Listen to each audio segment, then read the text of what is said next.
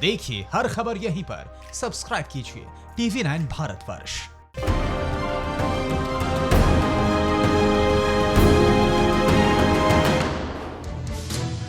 दुश्मनों के लिए एक चेतावनी। आ रहा है काल, संभल जाओ, सुधर जाओ, रण छोड़ो, खैर मनाओ और जिंदगी बचाओ। हिंदुस्तान के हर दुश्मन को यह खुली चेतावनी है और चुनौती भी, क्योंकि हिंद के सरहद पर दुश्मनों का काल दोस्तों के लिए ढाल तैनात होने के लिए तैयार है। बस चंद घंटे का इंतजार है। नमस्कार, मैं हूं दिनेश गौतम। TV9 भारतवर्ष के बेहद खास शो रफेल कॉन्क्लेव में आप सभी का बहुत स्वागत है। फ्रांस से गरजते हुए रफेल ने उड़ान भरी तो चीन की नींद उड़ गई। अजय, अचूक और सरहद पर सिंघम बनकर तैनात होने आ रहे रफेल की आवाज सुनकर पाकिस्तान पस्त है। दुश्मनों की पूरी फौज मातम मना रही है कि न जाने हिंदुस्तान की तरफ से कौन सी आफत, कौन सी बला, कौन सी मुसीबत आन पड़े। आज आपको बताएंगे कि क्यों बढ़ी है चीन पाकिस्तान की धड़कन, क्यों हाई है हिंदुस्तान के वायुवीरों का जोश। चीन को S-400 की सप्लाई रुक गई, हिंदुस्तान को रफेल मिल रहा है, हिंदुस्तान को S-400 भी मिलेगा। यह बहुत जबरदस्त संदेश है और पाकिस्तान में रफेल का खौफ देखने को मिल रहा है। जबरदस्त खौफ है। पाकिस्तान में बालाकोट जैसे एयर स्ट्राइक का डर सता रहा है उन्हें। यह इस वक्त की बड़ी खबर मैं आपको बता रहा हूं। रफेल के डर से पाकिस्तान ने यह साजिश रची है। 370 हटने के 1 साल पूरा होने के मौके पर पाक प्रोपेगेंडा करना चाह रहा है, भारत के खिलाफ दुष्प्रचार करना चाह रहा है और उसने यह भी कहा है कि पाकिस्तान कश्मीर के मामले को जहां भी मुमकिन होगा उठाएगा। करते रहो, साल भर से कर रहे हो और कर लो। हिंदुस्तान की तरफ से यह संदेश है, क्योंकि हिंदुस्तान ने अपने घर में जो मुनासिब समझा किया। रफेल के आने के, S-400 के आने का किस कदर खौफ हाई है, ये अगले 1 घंटे एक्सपर्ट्स के साथ बातचीत करके हम आपको समझाने की कोशिश करेंगे। हमारे साथ जुड़ रहे हैं वो जिन्होंने मिराज को हिंदुस्तान तक पहुंचाया था। एयर मार्शल अनिल चोपड़ा हमारे साथ जुड़ रहे हैं। स्क्वाड्रन लीडर वर्निल पवार हमारे साथ मौजूद हैं। स्क्वाड्रन लीडर दीप्ति कालरा भी हमारे साथ इस चर्चा में मौजूद होंगी। विंग कमांडर विनोद नेब, रक्षा विशेषज्ञ हमारे साथ होंगे और हमारे डिफेंस कॉरेस्पॉन्डेंट आपको सुमित चौधरी नजर आ रहे हैं। ग्रुप कैप्टन BK देवनाथ भी हमारे साथ इस चर्चा में मौजूद हैं। आप सभी मेहमानों का बहुत स्वागत करता हूं मैं। और सबसे पहले तो मैं आपको यह बता दूं कि आज हम चर्चा किस पर कर रहे हैं। हम चर्चा कर रहे हैं आसमान के बाहुबली पर, रफेल, जो कि कल अंबाला में 17th गोल्डन एरो स्क्वाड्रन में तैनात हो जाएगा। और इससे पहले कि मैं इस चर्चा को शुरू करूं, मैं अनिल चोपड़ा साहब आपके पास सबसे पहले आऊं, उससे पहले मैं जरा ये दिखा दूं अपने दर्शकों को कि कहां से ये हमारा रफेल चल रहा है, कहां पहुंच रहा है, कहां उसने स्टॉप ओवर लिया है और किन खुसूसियात से लैस है ये रफेल, जिसकी वजह से दुश्मन का हलक सूखा हुआ है। सुमित, मैं आपको चाहूंगा आप भी यहां आ जाएं। रफेल कॉन्क्लेव आज पूरा दिन आप देखने वाले हैं और यहां आप देख रहे हैं अंबाला से रफेल बनेगा दुश्मनों का काल। बहुत सोच समझकर यह तय किया गया है कि अंबाला में इसकी तैनाती होगी। अंबाला में स्पेशल हैंगर्स बनाए गए हैं। यहां पर आप देख रहे हैं कि क्यों ऐसा किया जाने वाला है। आप सिर्फ हिंदुस्तान में बीच में जो तिरंगा लहरा रहा है आप उसको देखिए, उसको अंबाला समझिए और उसके पास आप सरहद में देख लीजिए, उधर एनगारी गुंसा दिखाई दे रहा है और इधर स्कार्दो दिखाई दे रहा है। बाकी सुमित आपको बताएंगे। सुमित, इसके लिए क्या बहुत सोचा समझा होगा कि अमल अंबाला को ही तय करना है ताकि दोनों ही 200 किलोमीटर के रेडियस में आ जाए? देखिए, निश्चित तौर पर ये जब भी डिप्लॉयमेंट होती है या नया स्क्वाड्रन बनाया जाता है तो ये तय किया जाता है कि इसकी स्ट्रैटेजिकल पोजीशन क्या होगी, इसकी पोजीशन किधर रखी जाए ताकि ये आपको एक बड़े आपको एडवांटेज दे सके। और यही वजह है कि अंबाला को चूज किया गया। और मैं आपको बता दूं कि ऐसा नहीं कि अंबाला अभी से स्ट्रैटेजिकल पॉइंट ऑफ व्यू से बहुत इंपॉर्टेंट। आपको याद होगा 65 की वॉर के अंदर, यहां तक कि करगिल के अंदर भी MiG-21 यहीं से उड़े थे। और मैं आपको बताऊं BS धनोआ साहब जो एक बात समझना चाहता हूं, क्या ये अंबाला में तैनात होगा फिर एनिमी टेरिटरी में जाएगा और फिर काम करेगा, या क्योंकि हमारे पास जो मिसाइलें हैं उसकी रेंज ऐसी है उसको ध्यान में रखते हुए रहेगा हमारे यहां पे ही, हमारे आसमान में ऊपर जाएगा, टारगेट करेगा, लॉक करेगा और फायर करेगा? क्या करेगा? देखिए, जो आपने दूसरी बात कही कि इसको सीमा पार करने की जरूरत ही नहीं पड़ेगी, इसके पास जो मिसाइल सिस्टम्स है, इसके पास जो चीजें हैं वो अपने आप में इतनी काबिल है। मतलब वो वल्नरेबिलिटी जो पहले हुआ करती थी, हमको उनके आसमान में जाकर उनको हिट करना होता था, ये हम एक ऊंचाई लेंगे, अपनी टेरिटरी में एक ऊंचाई लेंगे और वहां से फायर कर देंगे, इसलिए हमारी वल्नरेबिलिटी कम हो जाएगी निश्चित तौर पर। और इसके पास जो मिसाइल सिस्टम है, इसके पास जो रेडार सिस्टम है, क्योंकि आप मान के चलिए, कहा यह जाता है कि जो पहले देख लेगा दुश्मन को वो पहले टारगेट कर लेगा। तो इसके जो रडार सिस्टम है वो अपने आप में इतनी ज्यादा काबिल है, इतने ज्यादा एडवांस है कि उसके लिए F-16 हो या दूसरे फाइटर्स हो, उनसे मुकाबला करना बहुत तो ये बताया जा रहा है कि पहले जो इसकी तैनाती है, जो 5 आएंगे या अंबाला में तैनात होंगे, इसमें अगर बाद में उचित समझा जाएगा तो लेह या श्रीनगर में तैनाती हो सकती है, और जो बाद में अगली खेप आने वाली है वो हाशीमारा में वेस्ट बंगाल में तैनात होगी। देखिए 2 स्क्वाड्रन आने हैं, पहला स्क्वाड्रन अंबाला में होगा, दूसरा हाशीमारा में। लेकिन जो आप बता रहे हैं कि ले, थॉइज या फिर ये जितने एयर बेसिस हैं, आप जरा ये हमें समझाएंगे। 1997-98 में रूस से सुखोई खरीदे गए थे। हम असल में ये समझने की कोशिश कर रहे हैं कि जो रास्ता हमने तय किया है इसमें वक्फा कितना लगा। करीब 20 साल का वक्त लगा बातचीत शुरू करके, कॉन्सेप्चुअलाइज करके और उसको इंप्लीमेंट करने में, धरातल पर लाने में। अगली स्लाइड दिखाएं प्लीज। ये 126 लड़ाकू विमान खरीदने का फैसला किया गया था 2001 में। राफेल के संदर्भ में हम बात कर रहे हैं। 2001 में ये बात शुरू हुई, 126 खरीदे जाने थे और अब आप देख रहे हैं कि ये 36 खरीदे जाने हैं। बीच में कई ट्विस्ट्स और टर्न आए और बाद में जब यह भी कहा गया कि इसमें ऑफसेट भी होगा, जो पैसा हिंदुस्तान की तरफ से जा रहा है उसमें से बाकी सब हिंदुस्तान, आधे के आसपास हिंदुस्तान लौटेगा और हिंदुस्तान में इन्वेस्ट किया जाएगा। बहुत सारी बातचीत हुई, लेकिन आखिरकार अब जबकि टच डाउन करने वाला है हिंदुस्तान में, अंबाला में राफेल, 20 साल का वक्फा सुमित, 20 साल। इसमें एक इंपॉर्टेंट बात यह है कि जो सारी चीजें थी 126 जो फाइटर्स की बात की थी, और ये खास बात यह कि दिनेश, क्योंकि हम जब बात कर रहे हैं कि इस पूरे फाइटर्स की, ये हमें ऑपरेशनल मिलेंगे, यानी 70 to 75% ऑपरेशनल मिलेंगे। और हम लगातार ये बता रहे हैं कि जब ये 5 भी आएंगे तब ये करीबन 5 से 6 दिन के अंदर ऑपरेशनलाइज हो जाएंगे। दूसरे वो इसमें फिट होने वाली जो मिसाइलें हैं या हथियार इसके साथ जो आने हैं, 30 mm वाले जो उसमें गोले लगने हैं, क्या वो सब कुछ तैयार होकर तुरंत वक्त से पहले फ्रांस दे रहा है? बिल्कुल 5 दिन के अंदर ऑपरेशनलाइज होने का मतलब यह है कि ये अपने आर्म्स के साथ डिप्लॉय होगा। और इसमें जो आर्म्स हैं जिसमें हम बात कर रहे हैं कि चाहे वो हैमर हो, चाहे वो स्कैल्प हो, चाहे वो मेटोर हो, सभी मिसाइल सिस्टम इसमें लैस होंगे, इसके रडार सिस्टम तरीके से होंगे। तो ये सारी चीजें आपको ऑपरेशनलाइज मिलेंगी। और फ्रांस डसॉल्ट एविएशन ने, और मैं आपको बता दूं कि कई 2012 में कई सारों ने बिडिंग की और उसके बाद हमने फाइनल किया है। बिल्कुल, और उसके बाद भी ऐसा नहीं है कि नेगोशिएशन लगातार चलता रहा। 2016 के अंदर जब हमारी एयरफोर्स की टीम थी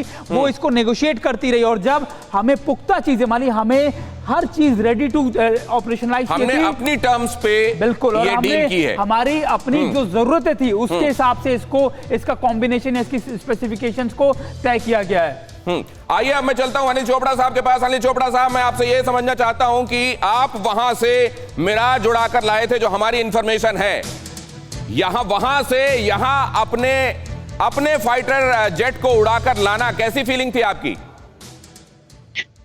एक बहुत नॉस्टैल्जिक और इमोशनल फीलिंग है। 1985 में उसी हैंगर से जहाज हमने निकाले थे, उसी जगह पे हमारे तब के ambassador air chief marshal Latif हमको सी ऑफ किए थे, उसी रनवे से हमने टेक ऑफ किया था।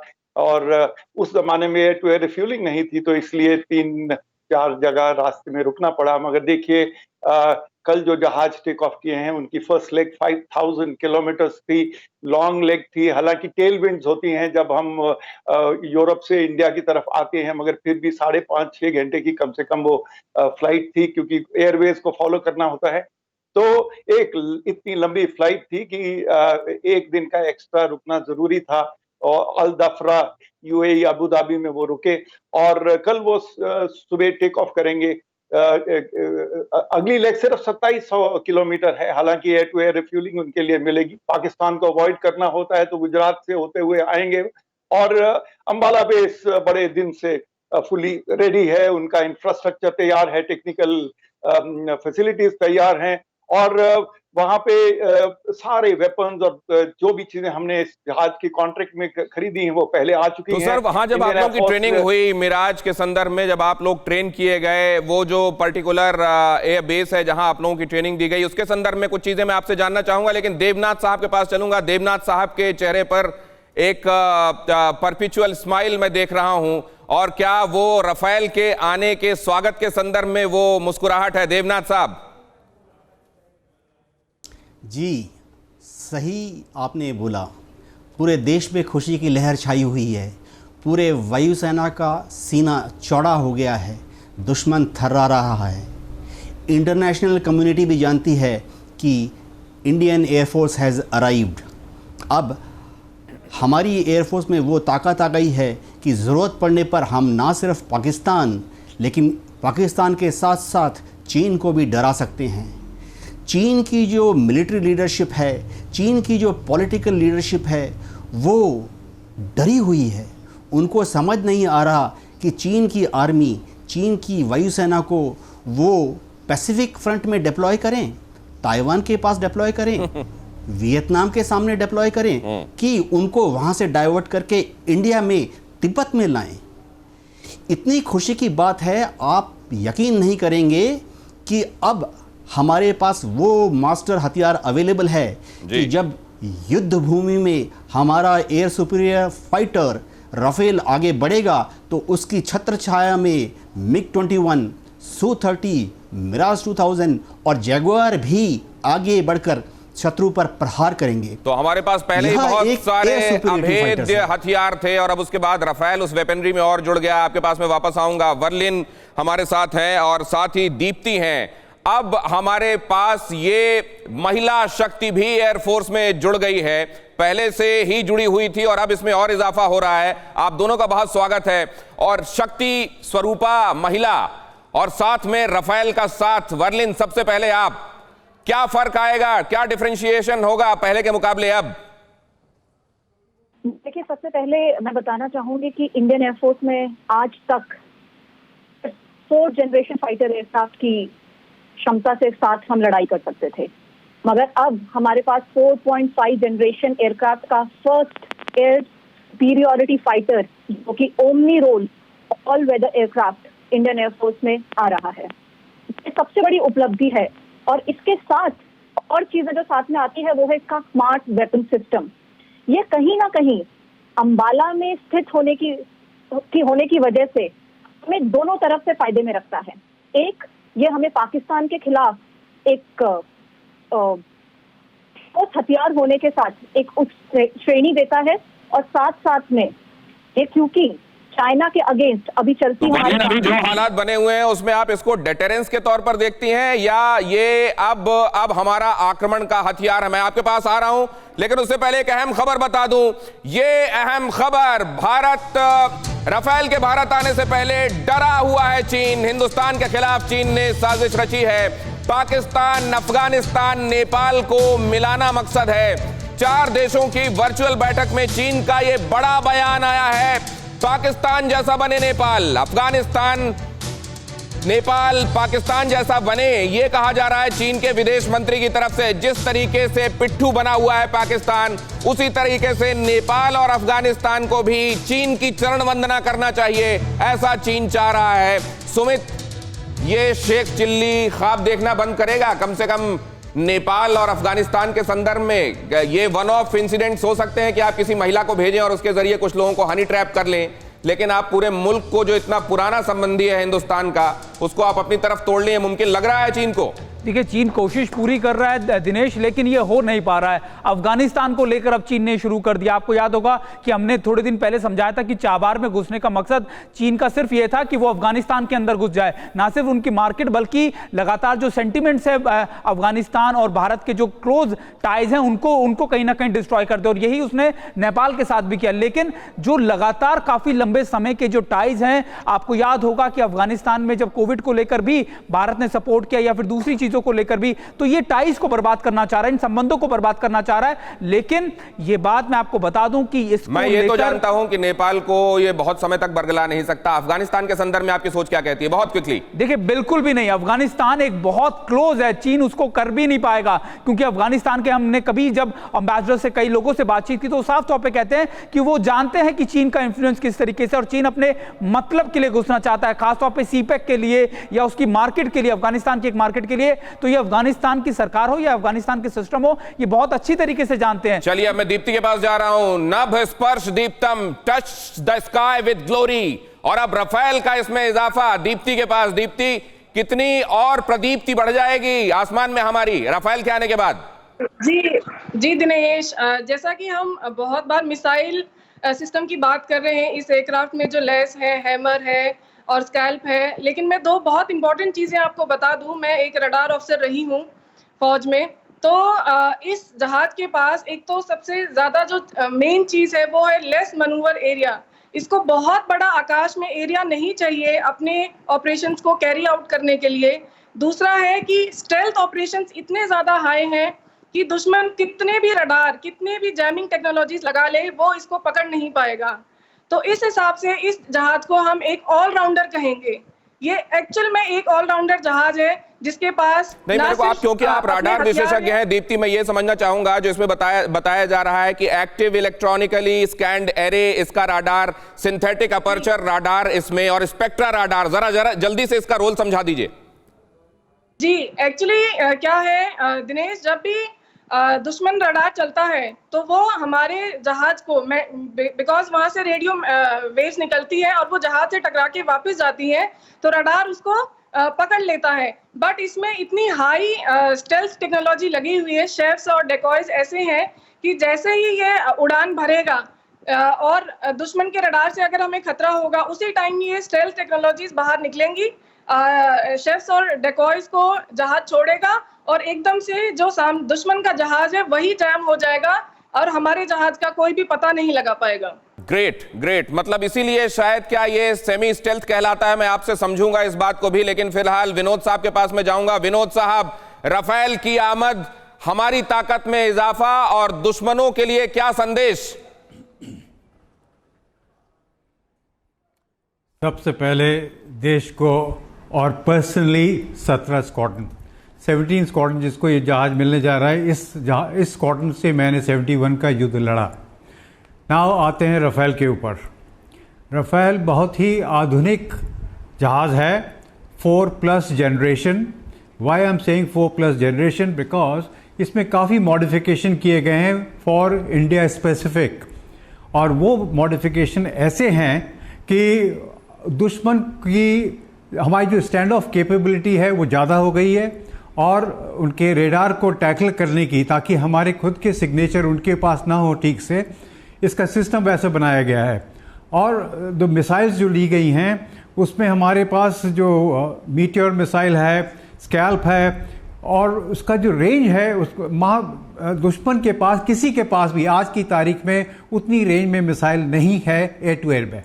और अपनी एयर टू ग्राउंड के अंदर हमारे पास जो है, जो मीटियोर है, उसकी जो क्षमता है 300 किलोमीटर तक जा सकती है। मीटियोर और स्कैल्प इसको बहुत खास बना देते हैं। और 17th गोल्डन एरो, ये 17 स्क्वाड्रन जो है उससे खुद 1971 का वॉर लड़ चुके विनोद नेब साहब हमारे साथ मौजूद हैं, और आप सब हमारे रियल हीरोज हैं सर। आप सभी को एक बार फिर से सैल्यूट। और आपके पास वापस आने से पहले एक बार फिर से राफेल की विशेषता, सुमित आप भी आ जाएं।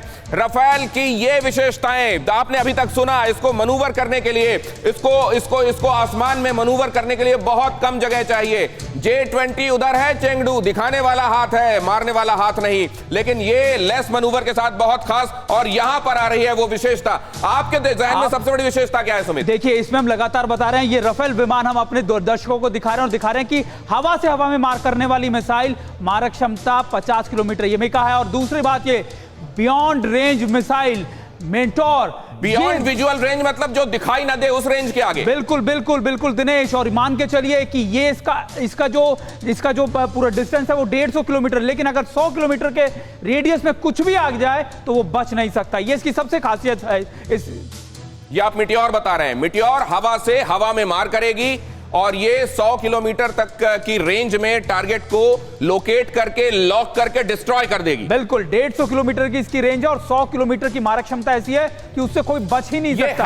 हैमर का एक फुल फॉर्म भी होता है, ये तो मुझे याद नहीं है, सब म्यूनिशन और एक्सटेंडेड रेंज, ये क्या है? ये देखिए, ये हवा से जमीन पे मार करने वाली मिसाइल है, रॉकेट बूस्टर गाइडेड वेपन। इसे बंकर बस्टर के तौर पे देखा है। आपको याद होगा कि बालाकोट में हमने इसी तरीके से किया था, और अगर ये आ जाता है तो आप मान के चलिए दिनेश कि बंकर में छुपे आतंकी भी आपको अगर टैक्टिकल ऑपरेशन चलाने हो तो उसके लिए बहुत अच्छा, इसीलिए इसकी रेंज कम है, लेकिन इसकी पावर शायद बहुत ज्यादा है। बिल्कुल दिनेश, आपने सही बोला। और यही, अब स्कैल्प मिसाइल के बारे में आप दिनेश बताएं थोड़ा सा। स्कैल्प के बारे में जो मुझे पता है वो ये पता है कि ये हवा से जमीन में मार करती है, और इसकी रेंज सबसे ज्यादा है, ये करीब करीब 500 किलोमीटर तक। इसमें जितनी भी वेपनरी है मिसाइल्स की, इसमें सबसे ज्यादा रेंज इसी की है। मैं आपको इसके अंदर एक और ऐड ऑन कर दूं, अभी लगातार टेररिज्म का जो सबसे बड़ा थ्रेट है मैं आपको बता दूं, आईएसआईएस के खिलाफ फ्रांस ने इसको इस्तेमाल किया था। सीरिया के अंदर 2015 से 2016 के अंदर 12 मिसाइल्स दागी गई थी, और इसमें खास बात यह है कि इसकी मारक क्षमता इसकी भी बहुत जबरदस्त है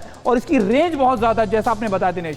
तो ये एक बड़ी अहम बात मिसाइल के बहाने आपको बता रहे हैं सुमित कि ये जो हमारे पास रफेल आ रहा है ये आजमाया हुआ है। लीबिया में, सीरिया में, माली में आजमाया जा चुका है, जबकि जिस J-20 5th जनरेशन की चीन बात करता है उसके बारे में अभी कुछ पता नहीं है कि ये फुस पटाखा निकलेगा या इसमें कोई दम भी है। दिनेश, आज तक चीन ने कौन सी जंग लड़ी है, कौन सा एक्सपेरिमेंट सिवाय उसके साई ऑप्स के उसने आज तक कुछ नहीं किया, और ये सब जानते हैं। ये AIM-39 एग्जॉस्ट, देखिए ये एंटी शिप मिसाइल है, हाँ एंटी शिप मिसाइल है, छोटे वॉरशिप और को निस्तेबाद बेसिकली उसको बर्बाद कर सकती है, डिस्ट्रॉय कर सकती है, और ये इसकी कुछ लेथल या फिर आप कह सकते हैं इसकी जो डोमिनेंस है वो इन्हीं वेपन्स के जरिए बनाई जा रही है। दिनेश, लेजर गाइडेड बॉम्ब्स इसमें ये भी लगे हुए हैं, ये इनका क्या काम होगा? देखिए लेजर गाइडेड बॉम्ब्स आपको अगर टारगेट करना है, छोटे 225 से 900 किलो के होते हैं वजनी, भीषण बमबारी कर सकते हैं, यानी मल्टीपल जगह पे जब आपको बमबारी करनी हो और लगातार कई जगह आपको डिस्ट्रॉय करना है, क्योंकि देखिए आपके लिए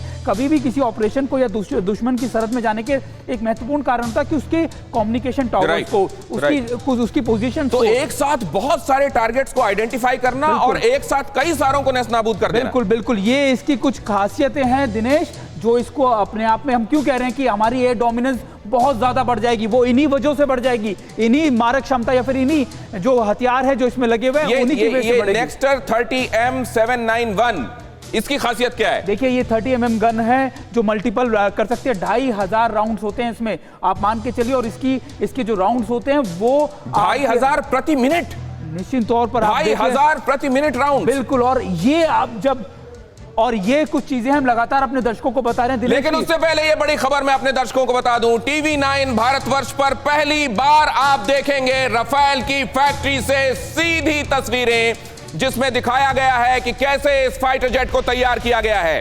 कैमरे पर पहली बार मेकिंग ऑफ रफेल आप देखेंगे, कैमरे पर पहली बार आपको यह दिखाई देगा कि किस तरीके से रफेल बनाया गया है। यह है रफेल जहां पर बनाया गया और उसको असेंबल करने के बाद फिनिश्ड प्रोडक्ट के तौर पर हैंगर में खड़ा किया गया, वहां की तस्वीरें।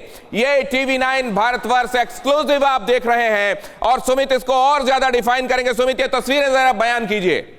देखिए लगातार असेंबलिंग हो रही है, और हम बार बार कह रहे हैं कि डसॉल्ट ने ये विमान बनाया और हमारी स्पेसिफिकेशन के मुताबिक बनाया, और ये भी इंपॉर्टेंट बात दिनेश कि हमने ये बात कही थी कि हमको ये सारे विमान ऑपरेशनलाइज चाहिए, और ये क्लॉज के अंदर एग्रीमेंट में शामिल था कि 70 से 75% जो विमान होंगे वो हमेशा ऑपरेशनलाइज होंगे। उसके लिए फ्रांस की टीम लगातार बाउंडेड होगी, और हमारे जो फाइटर पायलट्स होंगे 36 फाइटर पायलट्स को ट्रेन किया जाएगा।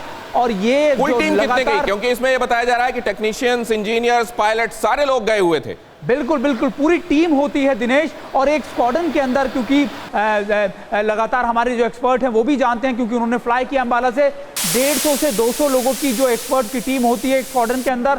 27, क्योंकि 1:5 का रेशो है, अगर मैं गलत नहीं हूं तो 27 से 30 लोगों की टीम होगी एक स्क्वाड्रन में पायलट्स की। इसके अलावा जो ग्राउंड सपोर्ट स्टाफ होता है, ये सभी लोग जो होते हैं स्क्वाड्रन में 24 घंटे अलर्ट होते हैं। यही वजह है कि हम जब बात करते हैं कि कुछ ही सेकंडों में स्क्रैम्बलिंग हो जाती है, कुछ ही मिनटों में स्क्रैम्बलिंग हो जाती है, तो यही वो लोग हैं मैन बिहाइंड द मशीन, या फिर ये वो लोगों की तत्परता है जो इस पूरे प्रोसेस को बनाए रखते हैं। और ये स्क्रैम्बल जो कह रहे हैं सुमित, ये भी एक टेक्निकल टर्म है, खुद मैंने भी इसे समझा। स्क्रैम्बल मतलब आसमान में कितनी जल्दी ऊंचाई की तरफ चढ़ जाते हैं ये विमान, कितनी जल्दी आसमान में चले जाते हैं, इनका जो स्पीड है आसमान में चढ़ने का, इनका जो रेट है आसमान में चढ़ने का, किस गति से ये चढ़ते हैं, उसका हवाला दिया जा रहा है। और यहां आप देख रहे हैं किस तरीके से असेंबलिंग की गई, कैसे इसके पार्ट्स और पुर्जे पहले बनाए गए और फिर स्पेशल इंजीनियर्स ने इसको आखिरी रूप दिया है, वो रूप जिसकी वजह से ये कहलाता है रफेल। और अनिल चोपड़ा साहब के पास मैं जाऊंगा, जिन्होंने फर्स्ट हैंड फ्रांस का अनुभव लिया है मिराज के संदर्भ में। वो बहुत अच्छे से बता सकते हैं कि यहां तस्वीरों में क्या दिखाई दे रहा है, कितनी मेहनत लगती है, कितना मुश्किल होता है एक फाइटर जेट को सामने मूर्त रूप में लाना, और वो भी रफेल जैसे फाइटर जेट को। अनिल चोपड़ा साहब, देखिए आप जो फैक्ट्री दिखा रहे हैं, कॉन्ट्रैक्ट में लिखा है कि 3 साल के अंदर कॉन्ट्रैक्ट है इनके बाद पहला जहाज हमको मिलना था। वो सितंबर 2016 में कॉन्ट्रैक्ट साइन हुआ था और सितंबर 2019 में हमको पहला जहाज दे दिया गया था। हालांकि फॉर्मल सेरेमनी अक्टूबर में की गई थी जब डिफेंस मिनिस्टर गए थे। उसके बाद अब हर महीने एक एक जहाज आना है। देखिए 5 जहाज तो कल यहाँ पहुंच ही रहे हैं। उसके बाद हर महीने एक एक आने से तकरीबन अक्टूबर नवंबर तक हमारे पास 11-12 जहाज हो जाएंगे। कितने लोग वहां पे ट्रेनिंग गए? इन लोगों ने भी वहीं ट्रेनिंग की मोंदे मार्सा में, जहां पे हमने मिराज 2000 की ट्रेनिंग की थी। वो मेन बेस है साउथ वेस्टर्न एरिया के अंदर। एक बहुत बड़ा रेडार स्टेशन भी वहां पे है और तकरीबन 150 के करीब लोग गए होंगे।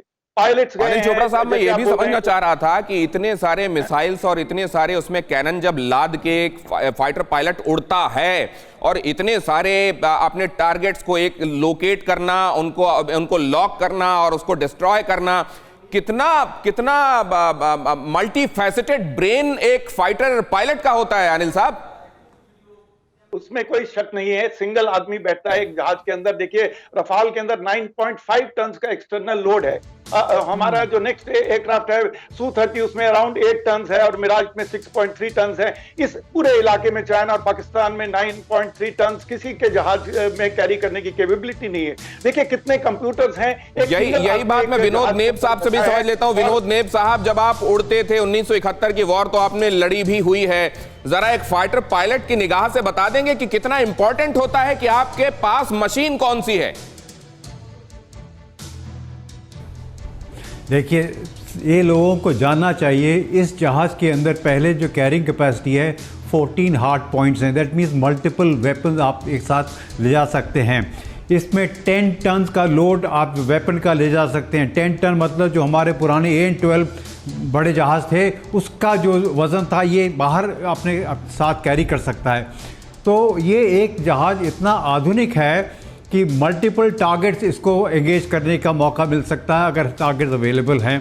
हम जो थे जिससे हमने युद्ध किया 71 में बहुत लिमिटेड था। बॉम्ब्स थी, गन्स थी, रॉकेट्स थी, दैट्स ऑल।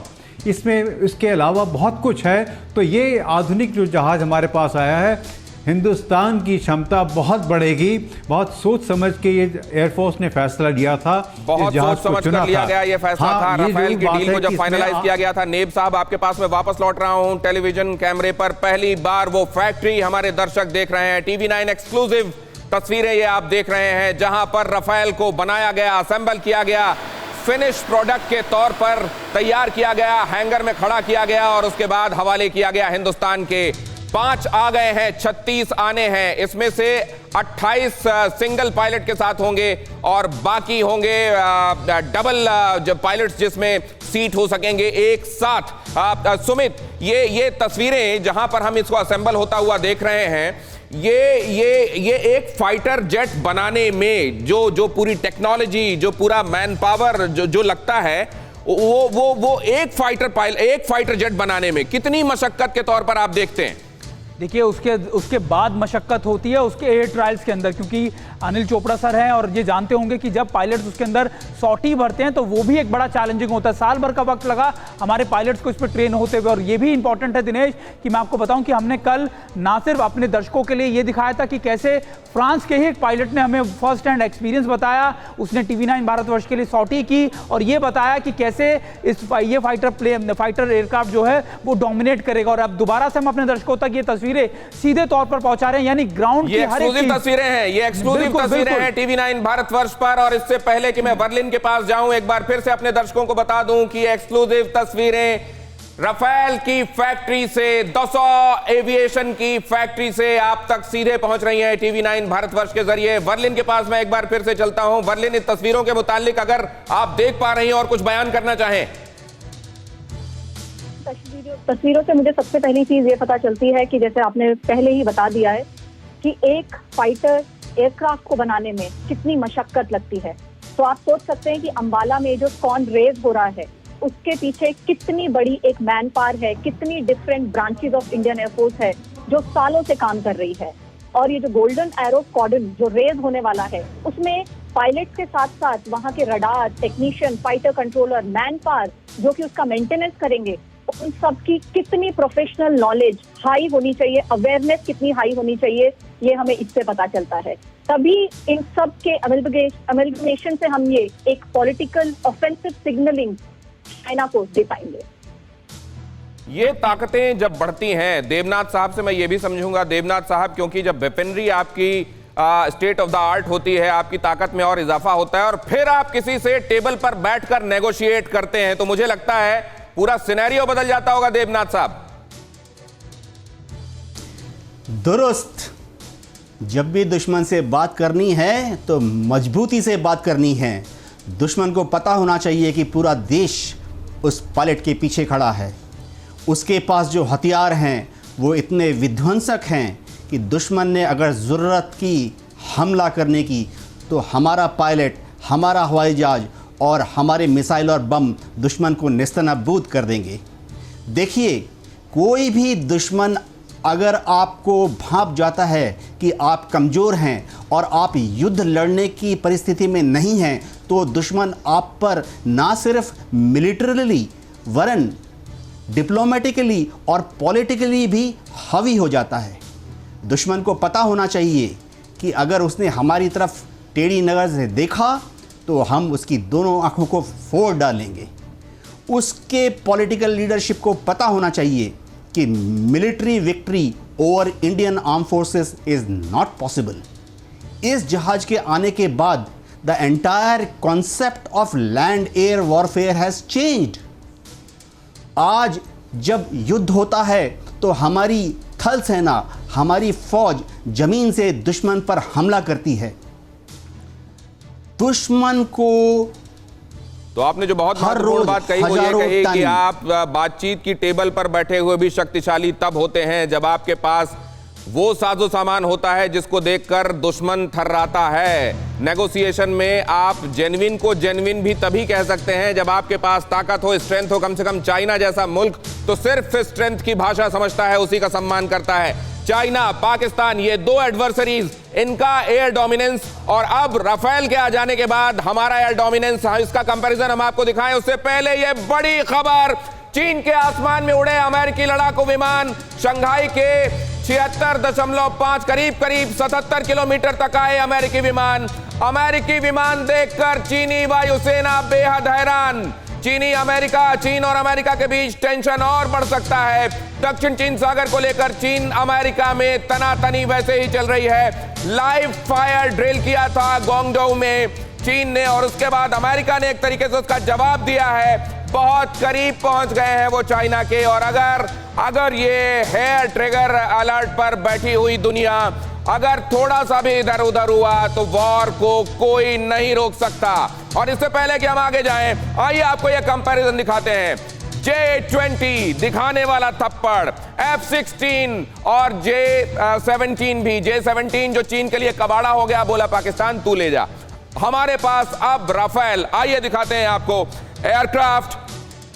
भारत में क्यों है दम? एयरक्राफ्ट, कॉम्बैट एयरक्राफ्ट भारत के पास कितने हैं? भारत के पास 538, चीन के पास 1232, लेकिन ये चीनी माल है, दिखाने वाला ज्यादा है। पाकिस्तान के पास 356, भारत के मुकाबले बेहद कम। अगला एयरक्राफ्ट बॉम्बर्स कितने हैं? भारत के पास 172, चीन के पास 371, पाकिस्तान के पास सिर्फ 90। अब वो अपने यहां रोटी जुटाए या नए फाइटर एयरक्राफ्ट खरीदे। और यहां अगली स्लाइड आपको बता रही है कि स्पेशल मिशन के लिए इस्तेमाल होने वाले एयरक्राफ्ट कितने हैं। भारत के पास 77, चीन के पास 111, पाकिस्तान के पास 29। ये दो बड़े प्रतिद्वंदी, ये दो बड़े दुश्मन, देख लें कहां खड़े हुए हैं हम इनके मुकाबले। अगला प्लीज, एयरक्राफ्ट अटैक हेलीकॉप्टर कितने हमारे पास? भारत के पास 23 हैं, चीन के पास 281 अटैक हेलीकॉप्टर्स हैं, पाकिस्तान के पास 56 अटैक हेलीकॉप्टर्स। पता नहीं हैंगर में खड़े हैं, चलने लायक हैं या नहीं हैं। आगे देखिए, ट्रांसपोर्ट एयरक्राफ्ट कितने हैं? भारत के पास 250, जिसमें IL-76 और ग्लोब मास्टर जैसे भी। चीन 224, पाकिस्तान 49। आगे प्लीज। इसके बाद एयरक्राफ्ट में helicopters, normal utility helicopters, Bharat के पास 772, चीन के पास 911, पाकिस्तान के पास फिर से सिर्फ 346। ट्रेनर एयरक्राफ्ट कितने हैं? भारत के पास 359, चीन के पास 314 और पाकिस्तान के पास 513। अगला कुल मिलाकर भारत के पास कितने एयरक्राफ्ट हैं? 2123, चीन 3210, पाकिस्तान 1372। यह कंपैरिजन देखने के बाद मैं एक बार फिर से अब दीप्ति के पास जाऊंगा। दीप्ति, जिनके नाम में ही दीप्ति है, जो कि एयरफोर्स का अपना सूत्र वाक्य है, touch the sky with glory, नभ स्पर्श दीप्तम। दीप्ति के पास एक बार फिर से जाऊंगा। दीप्ति, जब आपको ये पता चला होगा कि आप एयरफोर्स के लिए सेलेक्ट हो गई हैं, तो आपको क्या महसूस हुआ? और ये जो कंपैरिजन हमने दिखाया अभी, ये क्या दिखाता है हमारी dominance versus China and Pakistan? जी, जब फौज में भर्ती हुए थे, एक्चुअली मैंने तो बचपन से ही यही सोचा था कि वर्दी ही पहननी है।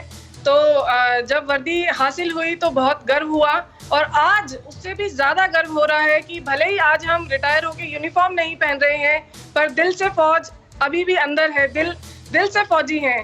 तो अभी जो जहाज आ रहे हैं हमारी एयरफोर्स के पास, हमारे देश के पास, तो वो ऐसा मुझे लग रहा है कि पूरे देश को एक सूत्र में बांध रहा है। बिकॉज अभी सारे लोग बैठ के यही न्यूज देख रहे हैं, और सबको बहुत ही प्राउड फील हो रहा है, चाहे वो फौज में है चाहे नहीं है। क्योंकि जैसे कि सर ने अभी बताया था कि जब आप दुश्मन को चुनौती दें तो आपके कंधे चौड़े होने चाहिए, आपके कंधों पे वो मजबूती होनी चाहिए। तो ये राफेल जो आए हैं, ये हमारे कंधों को वो मजबूती दे रहे हैं।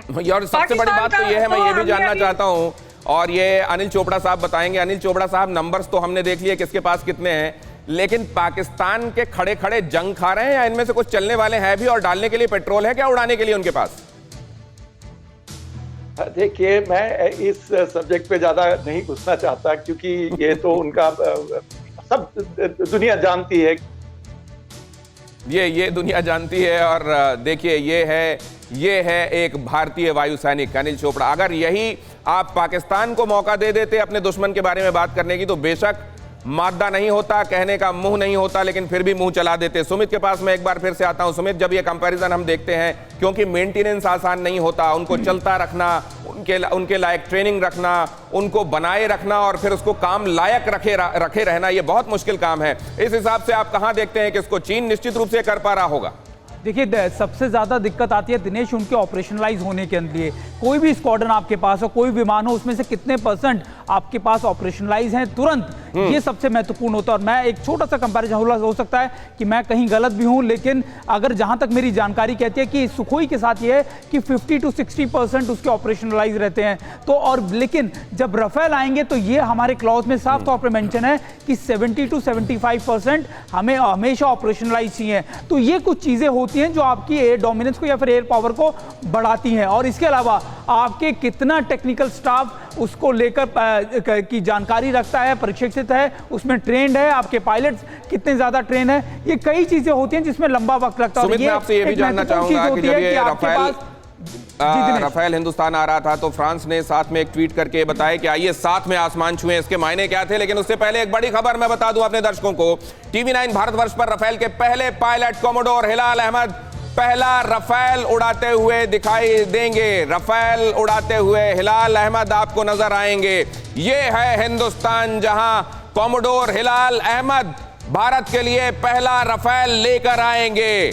और यहां जो लोग धर्म के नाम पर सियासत करते हैं, वो लोग जो मजहब के नाम पर देश को बांटने की कोशिश करते हैं, वो देख लें पहला राफेल लेकर आने वाला कौन है। कश्मीर से ताल्लुक रखने वाले हिलाल भारत के लिए पहला राफेल लेकर आ रहे हैं। बेहतरीन पायलट्स में से एक माने जाते हैं। इस बात को लेकर मैं अनिल चोपड़ा साहब के पास एक बार फिर से चलूंगा। अनिल चोपड़ा साहब, योर कमेंट्स। देखिए, हिलाल अहमद ने नंबर 1 स्क्वाड्रन मिराज 2000 कमांड की थी। एयर अटैचे हैं हमारे वहां पे फ्रांस के अंदर, और मेरे साथ मेरी स्क्वाड्रन के अंदर एक यंग पायलट होते थे एक जमाने के अंदर, एक आउटस्टैंडिंग पायलट हैं, कश्मीर के रहने वाले हैं, और मेरे और उसके पर्सनल बहुत ताल्लुकात हैं। देखिए, यही ग्रेटनेस है इस देश की, इंडिया की, कि जब फ्रांस में उनको अटैचे भेजा गया तो मालूम था कि राफेल का कॉन्ट्रैक्ट हो चुका है, और ये सारी कोऑर्डिनेशन उनको करानी पड़ेगी एज एयर अटैचे। और वो ग्वालियर एयर बेस के कमांडर रह चुके थे, और उस बैकग्राउंड के साथ उनको। और सर, कमाल की बात तो ये है कि अब जबकि हमारे पास हम अभिनंदन को देखते हैं कि बाइसन मिग से जाकर और वो F-16 को उड़ा देते हैं, और तब जबकि हमारे पास राफेल आने वाला है। मैं इस पर खास तौर से कमेंट चाहूंगा विनोद नेब साहब का विनोद नेब साहब, हम तो लाठी से बंदूक का मुकाबला करना जानते हैं और अब तो हमारे पास तोप आ रही है। इस जहाज में मेरे हिसाब से बंदूक की ज़रूरत ही नहीं पड़ेगी और बाकी जो कोई इसके अंदर इतनी क्षमता है। सबसे पहले बात तो आपका देश को जानना चाहिए, हमारे देश को, कि 75% सर्विसिबिलिटी जो गारंटीड की गई है, इसका मतलब ये है कि एक जहाज़ जो है दिन 24 घंटे के अंदर 5 सॉर्टियाँ कर सकता है। 5 सॉर्टियाँ कर सकता है, उसमें 75% सर्विस है, तो 4 जहाज़ पूरे सर्विसेबल मिलेंगे गिराने के लिए। 4 का मतलब हुआ 40,000 एक सॉर्टी में टन इतना बम गिराया जाएगा। और दूसरा, इसको आप 4 से मल्टीप्लाई करें तो आप सोच सकते हैं कि एक दिन में ये 5 जहाज जो आ रहे हैं क्या कुछ कर सकते हैं ज़मीन के ऊपर। क्या कुछ नहीं किया जा सकता। बहुत धन्यवाद आप सभी मेहमानों का सर, आपने वक्त निकाला हमारे साथ चर्चा में जुड़े। आप इस देश के रियल हीरोज हैं सर, आपको चलने के पहले एक बार सैल्यूट। और अभी हमने आपको वो एक्सक्लूसिव तस्वीरें दिखाई TV9 भारतवर्ष पर जो आपने देखी पहली बार, रफेल की फैक्ट्री से आती हुई तस्वीरें। आपने उस फाइटर पायलट की तस्वीर भी देखी जो पहला रफेल भारत के लिए उड़ाकर ला रहे हैं, हिलाल अहमद, कश्मीर के रहने वाले। और ये है हमारी अनेकता में एकता, हिंद की विशेषता। और कुछ ही देर में हम आपको जश्न की तस्वीरें भी दिखाएंगे। परवाह देश की, सोमवार से शुक्रवार रात 10 बजे TV9 भारतवर्ष पर।